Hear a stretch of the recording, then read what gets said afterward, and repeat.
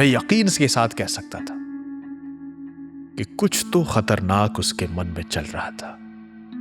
कुछ भी हो सकता है। शायद ये वही मशकूक संदिग्ध आदमी हो जिसके बारे में पुलिस सायरन बजाते हुए गुजर रही थी। शायद मैं बिल्कुल गलत नहीं था। मैं सोच ही रहा था कि तभी किसी ने मेरे कंधे पे हाथ मारा। मैंने पलट के देखा तो किसी ने कहा, हैप्पी न्यू ईयर दोस्त। मैंने देखा तो अस्थाना साहब थे, हमारे कैफे के एक पुराने कस्टमर थे, रेगुलर थे। मैंने उनकी तरफ हाथ बढ़ाया। हालांकि मैं उस वक्त उनसे बात नहीं करना चाहता, तो मेरा ध्यान उस तरफ था, पर अब कस्टमर से थोड़ी इस तरह से बातचीत करनी पड़ती है। मैंने कहा, हैप्पी न्यू ईयर सर, कैसे हैं आप? मैम नहीं आई आपके साथ? बस मैंने इतनी ही बात की होगी और मैं वापस उस तरफ घूमा उस आदमी को देखने के लिए कि वो फिर से मेरी आंखों से ओझल हो गया। कहां गया वो? मैं चौंक कर बुदबुदाया और यहां वहां देखने लगा। वो गायब हो गया था, मेरी आंख से ओझल हो गया था।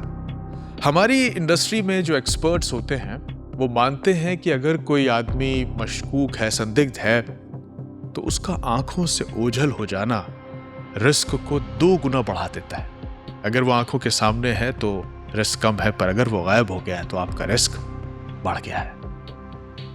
मैं फौरन अंदर की तरफ भागा, एडमिन रूम में जहां पे सीसीटीवी कैमरास लगे हुए हैं। मैंने जल्दी से उस बड़ी सी स्क्रीन के सामने जाके सारी स्क्रीन पे जल्दी छोटे छोटे फुटेज चल रहे होते हैं उस पर, मैंने जल्दी देखा सारे ब्लॉक्स पे। मैं हड़बड़ाई नजरों से स्क्रीन पे देखने लगा।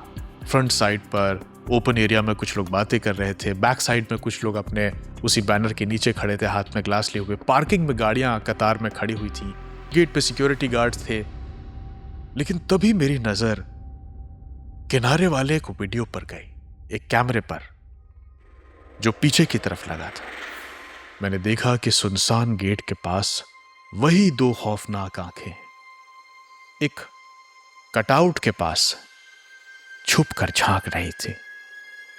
ये वही था